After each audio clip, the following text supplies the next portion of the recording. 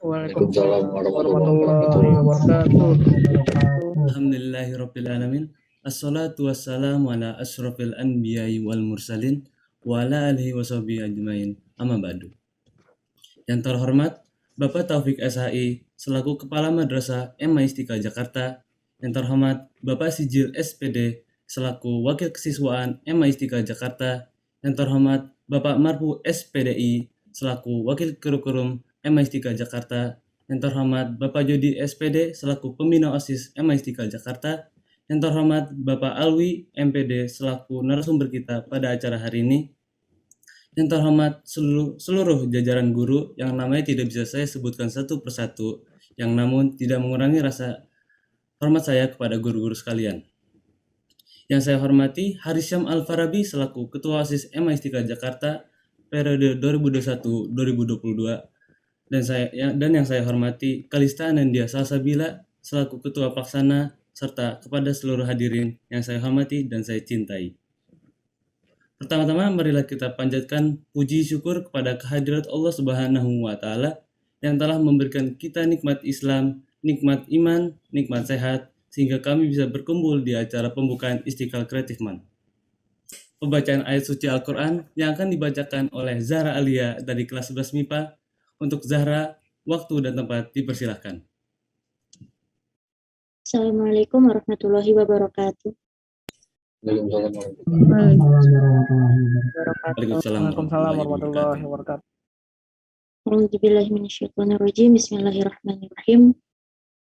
Alhamdulillahilladzi anzala ala abdihil kitaba wa lam yaj'al lahu 'iwaja. قيما لينذر بأسا شديدا من لدنه ويبشر المؤمنين الذين يعملون الصالحات أن لهم أجرا حسنا ماكثين فيه أبدا وينذر الذين قالوا اتخذ الله ولدا ما لهم به من علم ولا لآبائهم كبرت كلمة تخرج من أفواههم إن يقولون إلا كذبا صدق الله العظيم. Assalamualaikum warahmatullahi wabarakatuh. Terima kasih Zahra Alia atas pembacaan ayat suci Al-Quran. Acara selanjutnya doa yang akan dipimpin oleh Brilian Atalah kelas 11 IPS. Untuk Atalah, waktu dan tempat dipersilahkan. Assalamualaikum warahmatullahi wabarakatuh. Waalaikumsalam warahmatullahi wabarakatuh. A'udzubillahi minasyaitonirrajim. Bismillahirrahmanirrahim. Innal hamdalillah nahmaduhu wa nasta'inuhu wa nastaghfiruhu wa na'udzu billahi min syururi anfusina wa min sayyi'ati a'malina. Man yahdihillahu fala mudilla lahu wa man yudlilhu fala hadiya lahu. Asyhadu anna Muhammadan abduhu wa rasuluh. Amin. Assalamualaikum warahmatullahi wabarakatuh. Wassalamualaikum warahmatullahi wabarakatuh. Amin ya rabbal alamin. Terima kasih Atalah. Selanjutnya ada sambutan dan pembacaan laporan kegiatan oleh Kalista Anandia Salsabila 11 MIPA selaku Ketua Pelaksana. Untuk Kalista dipersilahkan. Assalamualaikum warahmatullahi wabarakatuh. Waalaikumsalam warahmatullahi wabarakatuh. Segala puji bagi Allah Subhanahu wa Ta'ala yang telah memberikan nikmat dan juga kesehatan sehingga kita dapat berkumpul bersama pada acara Istiqlal Creative Month kali ini. Tak lupa sholawat serta salam kita haturkan untuk baginda Nabi Muhammad SAW. Ada pula ucapan terima kasih saya sampaikan kepada rekan-rekan sejawat OSIS Mas Istiqlal yang telah meluangkan waktunya dari berpartisipasi, membantu persiapan, sampai hadir di acara Istiqlal Creative Month hari ini. Hadirin yang terhormat, dalam rangka merayakan bulan bahasa, Maulid Nabi, dan Sumpah Pemuda, kami, OSIS Mas Istiqlal Jakarta, mengadakan acara Istiqlal Creative Month yang alhamdulillahnya acara ini akan dibuka oleh webinar tentang peran pemuda dalam perkembangan Islam di masa kini pada Jumat 5 November 2021. Jadi acara ini juga akan diisi oleh lomba debat bahasa Indonesia, lalu lomba membaca ikrar Sumpah Pemuda, lomba membaca berita, lomba desain Instagram Story, dan lomba Ismat, yaitu cerdas cermat ala Mas Istiqlal Jakarta. Atas pengumuman tersebut, saya mewakili segenap OSIS Mas Istiqlal Jakarta mengajak hadirin sekalian untuk berpartisipasi dalam acara yang telah kami persiapkan ini. Hadirin yang terhormat, itu saja yang bisa saya sampaikan. Mohon maaf bila ada kalimat yang kurang berkenan. Sekali lagi, kami mengajak para hadirin untuk turut berpartisipasi dalam acara Istiqlal Creative Month kali ini. Terima kasih atas perhatiannya. Wassalamualaikum warahmatullahi wabarakatuh. Kami ucapkan terima kasih atas sambutan dan pembacaan laporan kegiatannya. Selanjutnya, sambutan dari Wakil Kesiswaan untuk Pak Sijil, waktu dan tempat dipersilahkan. Assalamualaikum warahmatullahi wabarakatuh. Waalaikumsalam warahmatullahi wabarakatuh. Acara webinar hari ini dan teman-teman semua semangat dalam menggali ilmu pada hari ini, karena ilmu itu bukan hanya tertulis saja, bukan hanya di buku, tapi dimanapun kita berada, ketika kita bertemu dengan seorang guru dan memberikan ilmu, maka kita perlu semangat dan ikhlas dalam mendengarkan, dalam menulis. Jika kita tahu bahwasanya kalimat itu penting untuk kehidupan kita, maka kita tulis, ya, karena al ilmu nurun wa nurullahi la yu'adi wa la yu'asi, dan ilmu itu juga tidak akan turun jika kita selalu bermaksiat. Artinya ilmu itu suci. Ya, jadi kita juga harus mensucikan diri kita, hati kita, jiwa kita, semuanya kita harus diri kita itu harus suci, ya.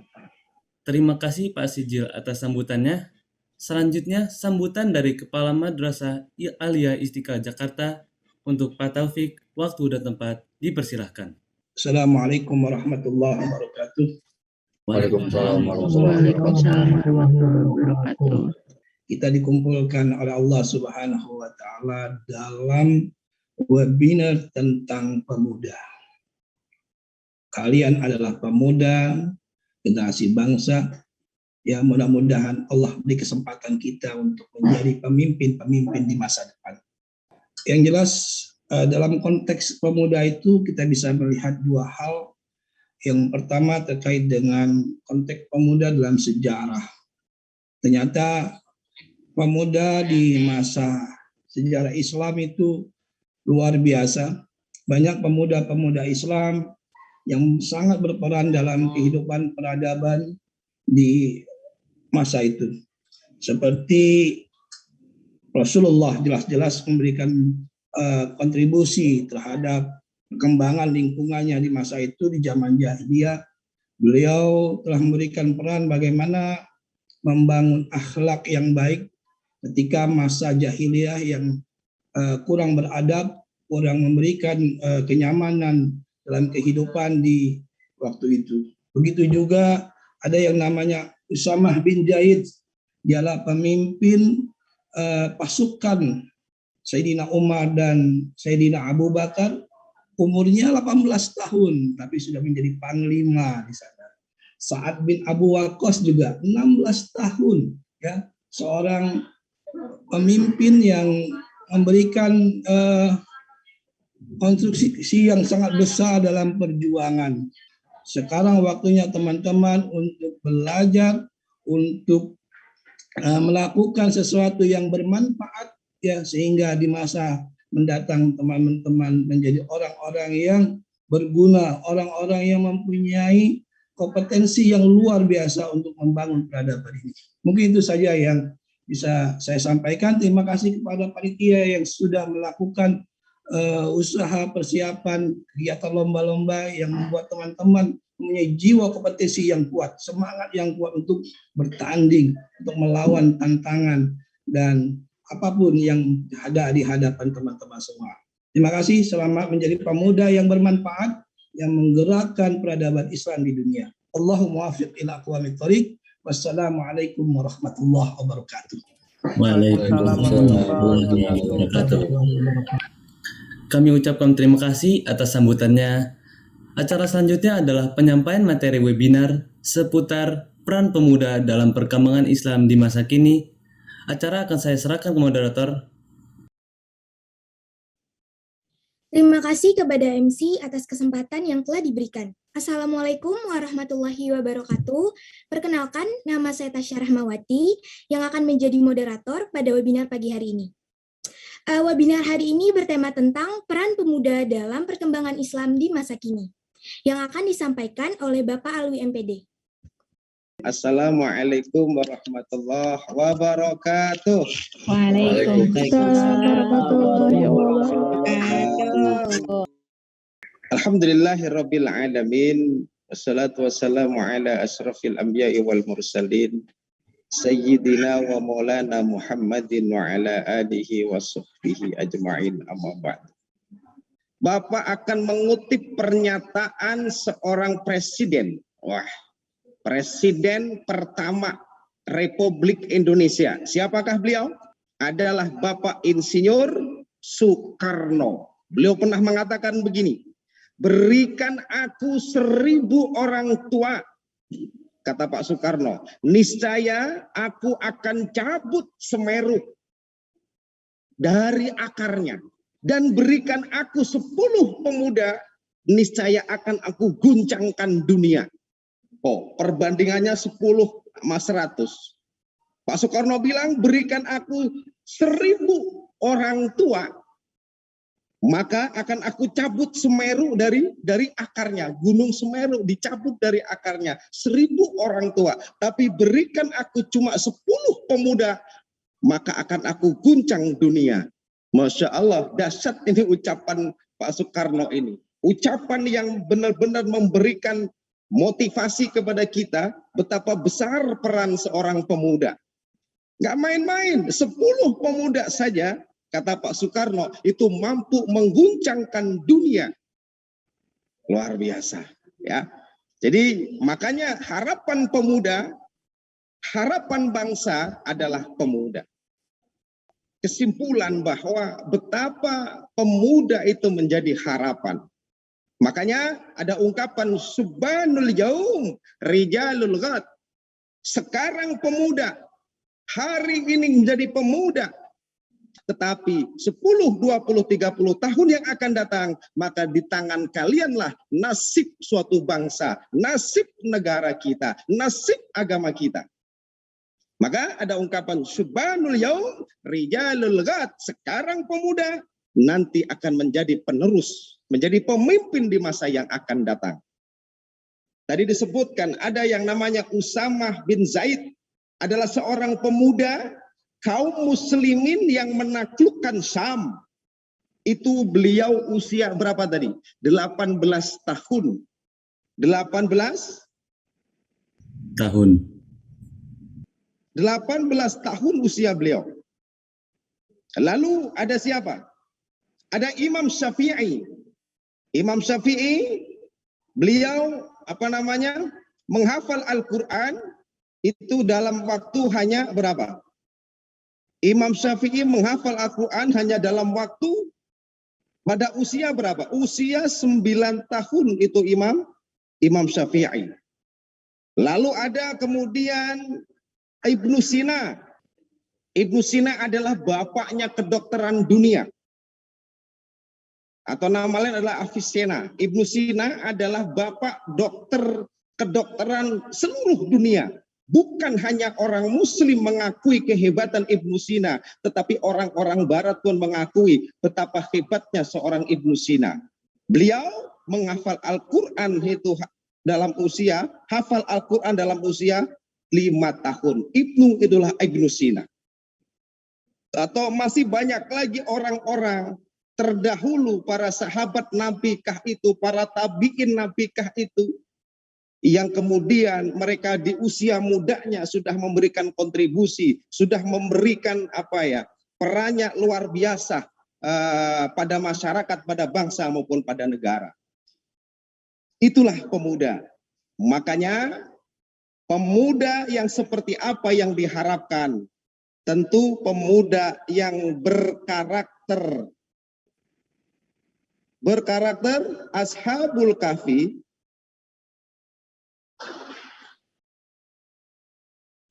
ini yang pertama. Adalah menjadi pemuda berkarakter Ashabul Kahfi. Di dalam Al-Quran Allah nyatakan. Dalam Al-Quran Allah nyatakan dalam surah Kahfi. Surah yang oleh orang-orang muslim, termasuk kita insya Allah, mengistiqomahkan di hari Jumat membaca surah Al-Kahfi. Ya. Di dalam surah Al-Kahfi ayat 13 Allah nyatakan. Nahnu nakussu 'alaika naba'ahum bil haqq. Innahum fityatun amanu bi rabbihim wa zidnahum huda. Itu kata Allah. Nahnu nakussu 'alaika naba'ahum bil haqq, kata Allah. Hai Muhammad, ya kan? Karena Quran itu wahyu yang Allah turun kepada Nabi langsung. Jadi seakan-akan, bukan seakan-akan, Allah itu langsung berdialek dengan Rasulullah. Maka Allah katakan, nahnu nakussu 'alaika naba'ahum bil haqq. Wahai Muhammad, nahnu nakussu, kami ceritakan 'alaika kepadamu naba'ahum bil haqq, cerita Ashabul Kahfi dengan bil haqq, dengan sebenar-benarnya. Apa kata Allah? Innahum, mereka Ashabul Kahfi, fityatun amanu, adalah seorang pemuda-pemuda amanu yang beriman kepada Allah. Wazidna birabbihim. Fityatun innahum fityatun birabbihim. Fityatun amanu birabbihim. Mereka adalah pemuda-pemuda yang beriman birabbihim kepada Rabbnya, kepada Tuhannya. Wazidnahum huda, dan kami tambahkan, kata Allah, kami tambahkan kepada mereka adalah petunjuk. Nih, jadi kisah Ashabul Kahfi ini Allah ceritakan di dalam Al-Quran, tepatnya pada surah Al-Kahfi ayat 13. Nah, lalu di dalam tafsir, ya kan, yang dikarang oleh Nawawi adalah tafsir. Dalam tafsirnya Imam Nawawi mengatakan bahwa cerita asbabun nuzul, cerita ayat ini, turunnya ayat ini belum ceritakan.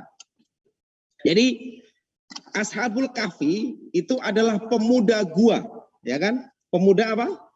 Pemuda gua itu ya, bukan gua kalau ungkapan ini ya. Anak-anak muda gaul ya, tapi gua itu loh, tempat-tempat untuk sembunyi lah ya. Jadi Ashabul Kahfi itu kenapa disebut pemuda gua? Karena Ashabul Kahfi pemuda-pemuda yang dia ada di dalam gua. Jadi pemuda yang ada di dalam gua. Ceritanya bagaimana? Pemuda Ashabul Kahfi ini dia hidup di masa Nabi Isa alaihissalam. Jadi Ashabul Kahfi ini, pemuda gua ini, mereka hidup di masa Nabi Isa alaihissalam. Raja saat itu yang bernama Raja Dakyanus, itu dalam tafsirnya. Raja bernama Raja Dakyanus, raja penyembah berhala. Nah, Ashabul Kahfi hidup pada masa, jadi pengikut Injil beliau ini ya. Mereka karena Nabi Isa itu mendapatkan wahyu berupa kitab-kitab Injil. Jadi Ashabul Kahfi hidup pada masa Nabi Isa, lalu kemudian di masa Nabi Isa itu ada raja yang namanya Raja Dakyanus. Raja penyembah berhala. Nah, saat itu Ashabul Kahfi, pemuda-pemuda ini karakternya luar biasa.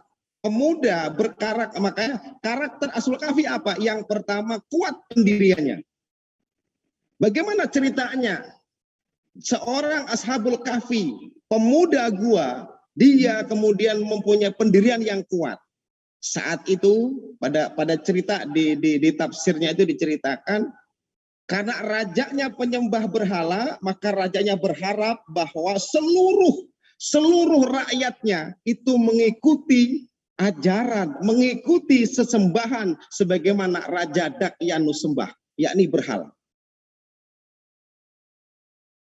Lalu dengan pendirian yang kuat, Ashabul Kahfi menolak permintaan, menolak ajakan Raja Dakyanus.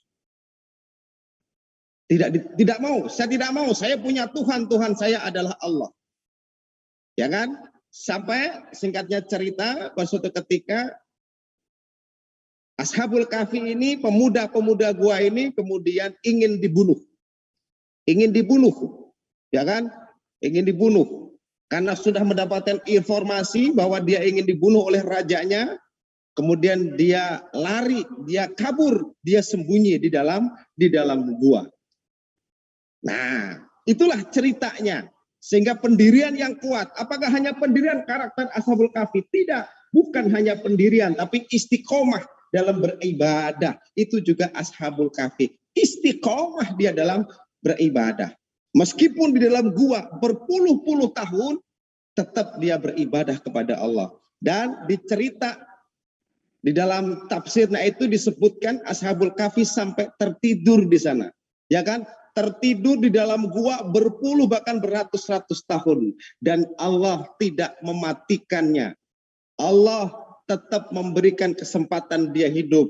Begitu dia terbangun, kemudian keluar dari gua, itu suasana dunia sudah berubah. Bahkan mata uang saat itu sudah tidak berlaku lagi. Kenapa? Zamannya sudah berubah. Nah, itulah Ashabul Kahfi. Jadi pemuda masa kini adalah pemuda yang memiliki karakter Ashabul Kahfi.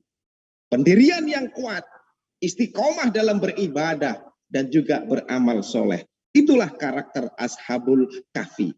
Mau dirayu seperti apa?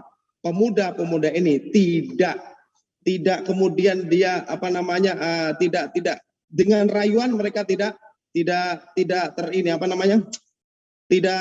terpengaruh. Ya, kemudian ada lagi hadis Nabi sering kita dengar ini apa? Igtanim ghamsan qabla ghamsin, kata Nabi.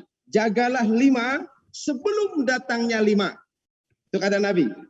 Apa saja? Syababaka qabla haramik. Jaga masa mudamu sebelum datang masa tuamu. Wasihataka qabla sakomik, yang kedua adalah jaga kesehatanmu sebelum datang masa sakitmu. Apalagi kondisi saat ini kan, COVID masih menghantui kita. Ya meskipun alhamdulillah kita sudah mulai PTM, tapi bukan berarti kita abai tentang protokol kesehatan.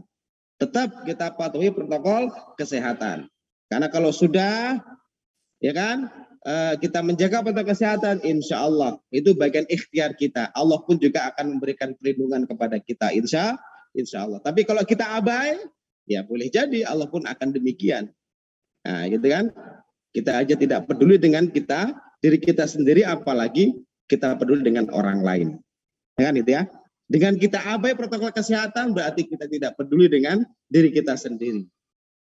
Jangankan mau peduli orang lain, kita sendiri tidak peduli, apalagi kita peduli dengan orang lain. Nah, yang ketiga apa? Wa ghinaka qabla fakrik. Manfaatkan ketika engkau kaya sebelum jatuh miskin. Kemudian yang keempat, wa farahuka qabla suglik. Manfaatkan masa senggangmu sebelum datang masa sibukmu.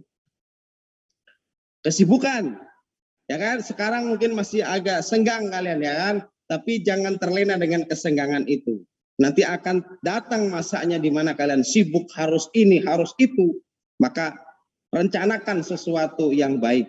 Rencanakan sesuatu aktivitas dengan sedemikian rupa, dengan sebaik-baiknya. Sebab orang yang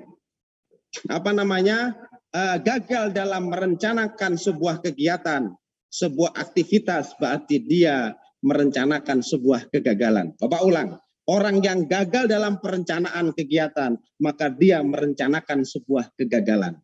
Bapak ulang sekali lagi, orang yang gagal dalam perencanaan sebuah kegiatan, apapun bentuk kegiatannya, berarti dia sedang merencanakan sebuah kegagalan. Kegiatan webinar seperti ini direncanakan jauh-jauh sebelumnya, gitu kan? Jauh-jauh sebelumnya. Berarti kalau sudah kita rencanakan sedemikian rupa, insya Allah harapannya kegiatan pun juga berjalan dengan baik. Tapi kalau tidak kita rencanakan, ya sudah, yang ada juga tidak sesuai dengan harapan. Lalu yang terakhir kata Nabi, wahayataka qabla mautik, maka jagalah mumpung engkau masih hidup, jaga dengan sebaik-baiknya sebelum datang masa di mana engkau akan mati. Itulah barangkali materi webinar yang dapat Bapak sampaikan. Nanti kita lanjutkan diskusi, ya kan? Kita lanjutkan dengan diskusi. Persilahkan moderator untuk memimpin diskusi supaya diskusi kita lebih kita gali materi dengan berdiskusi. Nanti sepertinya ada sesi pertanyaan, tapi nanti di akhir saja. Sebelum sesi pertanyaan kita buka diskusi dulu. Saya persilakan kepada moderator untuk memimpin jalannya diskusi pada kegiatan webinar hari ini. Demikian, sementara Bapak akhiri. Wassalamualaikum warahmatullahi wabarakatuh. Baik, terima kasih kepada Bapak Alwi atas pemaparan materinya. Kini tiba saatnya kita masuk pada sesi tanya-jawab. Ada Pak pertanyaan dari Muhammad Dafa Huzaifa dari kelas 11 IPS. Assalamualaikum Pak Alwi, saya mau bertanya, kalau di zaman sekarang itu banyak orang yang takut perkataan dosa atau agama Islam. Kalau mereka berani mengatakan perkataan dosa akan masuk neraka, itu bagaimana caranya untuk menghormati agama Islam dan menghindari perkataan buruk? Jadi gini, ya selama itu kalau orang mungkin menghina diri kita, itu kita harus balas dengan kebaikan. Tapi kalau sudah agama Allah yang dihina, tentunya kalau kita bicara fikih ya kan, di sana ada keterangan. Orang kalau menghina agama Allah, katakanlah apalagi misalkan memain-mainkan hukum Allah, maka marah terhadap orang tersebut itu hal yang terpuji. Marah ya kan kepada orang tersebut hal yang terpuji. Kita boleh marah dengan orang yang merendahkan agama. Kita boleh marah dengan orang yang merendahkan hukum-hukum Allah. Ya kan? Nah, jadi seperti kita boleh marah, tetapi kemarahan kita tentu harus kita kita harus tahu batasan. Negara kita negara hukum, ya kan? Marah bukan berarti kita menghajar, kita menghardik, kita kemudian melukai yang bersangkutan, tidak. Marah kita mungkin kita kesel, itu boleh, bahkan itu marah yang terpuji. Tapi kemudian karena negara hukum, maka ada penegak hukum. Itu pun juga kan, siapapun yang mengejek, bukan hanya mengejek agama kita, tetapi kita mengejek agama orang lain pun juga di sana akan diproses hukum kalau itu ternyata terjadi. Ya kan gitu kan? Sudah banyak kan di berita-berita siapa yang mengejek orang muslim atau sebaliknya, itu mungkin ada konsekuensinya secara hukum. Jadi gitu Dafa ya. Jadi kita sayangkan kalau mereka orang muslim kemudian dia malah mengejek-ngejek sesama muslimnya. Ya kan gitu kan? Jadi kalau orang bukan orang Islam mengejek, berarti jatuhnya ras nanti kan. Nah gitu ya. Jadi seperti itu. Jadi semuanya akan kena. Sesama muslim pun juga akan terkena konsekuensinya.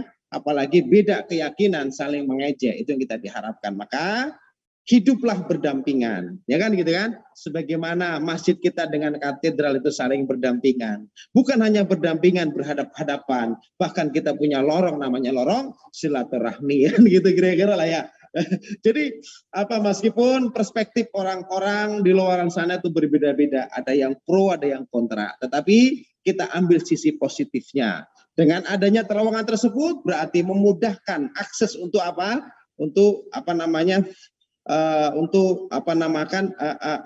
akses Misalkan akses kendaraan kah atau akses orang menuju ke tempatnya.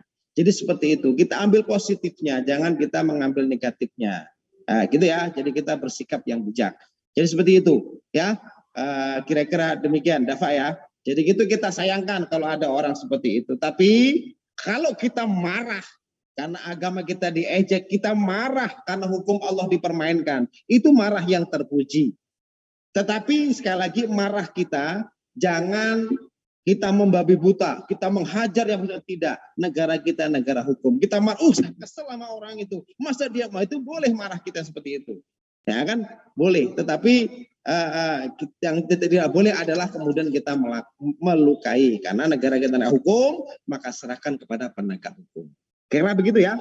Nah, jadi jangan saling inilah ya. Apalagi kita berdakwah. Kalau berdakwah saling menjatuhkan gimana? Nah, kan gitu kan. Kita nggak bisa diterima nanti di jamaah di tengah-tengah masyarakat. Jadi seperti itu. Ya, yang tadi itu merangkul bukan memukul, mengajak bukan mengejek. Kita dakwah itu mengajak, bukan mengejek. Kita itu merangkul, bukan memukul. Nah, kira-kira begitu. Maka kalau itu kita lakukan, maka insya Allah kita bisa diterima oleh masyarakat kita. Baik, itu kira-kira jawabannya. Cukup Pak untuk pertanyaannya. Sekarang kegiatan terakhir dari acara webinar hari ini, yaitu sesi kuis yang bisa diikuti oleh semua peserta webinar. Jadi tolong didengarkan baik-baik pertanyaannya ya. Pertanyaan yang pertama, pemuda masa kini atau zaman now adalah pemuda yang berkarakter Ashabul Kahfi, berkaidah Ibrahim, berperilaku seperti Nabi Muhammad SAW. Jelaskan secara singkat maksud kalimat di atas. Tunggu sebentar sebelum menjawab. Kalau ada yang ingin menjawab pertanyaan ini, silakan untuk menyalakan mic saja dan raise hand kali ya. Saya Deka. Boleh, dari Waris, kelas 10 MIPA 1. Kalimat dari di atas ini adalah, Ashabul Kahfi ini adalah pemuda yang selalu beribadah kepada Allah, berakidah Ibrahim ini adalah taat pada perintah Allah, dan perilaku seperti Nabi Muhammad ini adalah yang seperti tadi, sidik, amanah, tablik, dan fatonah. Itu aja. Penjelasan ya. dari Oke, luar biasa jawabannya. Mungkin tambahan satu ya. Karakter Ashabul Kahfi selain dia istiqomah dalam beribadah, dia juga apa? Kuat pendirian, ya kan? Ketika diajak, diperintahkan oleh raja yang bernama siapa? Dakyanus, raja yang hidup pada masa Nabi Isa, dengan gigihnya, dengan lantangnya, dengan beraninya, Ashabul Kahfi mengatakan, tidak, Tuhan saya adalah Allah. Dia tidak mau, kuat pendirian dia. Sekali beriman, sekali Allah tetap Allah, kira-kira begitulah ya. Jadi pendirian yang kuat sehingga membuat kesal oleh Raja Dakyanus, diajak dengan baik-baik, tetap tidak mau, akhirnya mau dibunuh. Saat mau dibunuh, dia dengar cerita mau dibunuh, dengar kabar itu, maka dia kabur, dia sembunyi di dalam gua. Itu ya, mungkin tambahan itunya. Yang tadi jawaban Faris. Luar biasa, bagus jawabannya. Ya. Baik, kita lanjut ke pertanyaan selanjutnya. Tolong dengarkan baik-baik. Apa peran pemuda masa kini atau zaman now? Terbuka dalam menerima berbagai pemikiran dan pengalaman baru, menjadi pengguna internet dan media sosial yang baik, mendukung produk lokal Indonesia, berkontribusi memajukan Indonesia dengan menjadi relawan. Ya itu Pak. Oke, bagus jawabannya, keren. Terima kasih atas kehadiran pada acara hari ini. Semoga bermanfaat untuk kita semua. Mohon maaf jika ada salah kata. Saya Muhammad Ghazali, mewakili jajaran panitia, pamit undur diri.